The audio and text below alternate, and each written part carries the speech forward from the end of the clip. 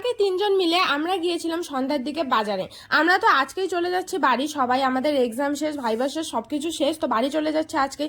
তো ভাবলাম যে বাড়ি যাওয়ার আগে একবার বাজারে গিয়ে ঘুরে আসা যাক। আর আমরা তো প্রায় 2 মাস থেকে বাজারে যাই না পরীক্ষার জন্য, তো গেলাম কালকে। আর আমি মেনলি গিয়েছিলাম আমার বোনুর জন্য শপিং করতে, ওর জন্য জামা প্যান্ট টপ এগুলো নিয়েছি আমি।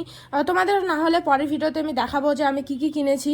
তারপরে এখান থেকে জুতাও কিনেছিলাম। আর রাস্তার সাইডে একটা চুড়ির দোকান দেখতে পেয়েছিলাম, সেখানে খুব সুন্দর সুন্দর কাচের চুড়ি ছিল, কিন্তু দাম বেশি জন্য আমরা একটা চুড়িও নেইনি সেখান থেকে। তারপর একটা দোকান থেকে আমরা ব্ল্যাঙ্কেট রাখার জন্য বড় বড় দুটো ব্যাগ কিনে নিলাম। আর পাশে একটা এটিএম থেকে টাকা তুলে আবার একটা মলে গিয়েছিলাম, কারণ আমাদের শপিং করা শেষ হয়নি।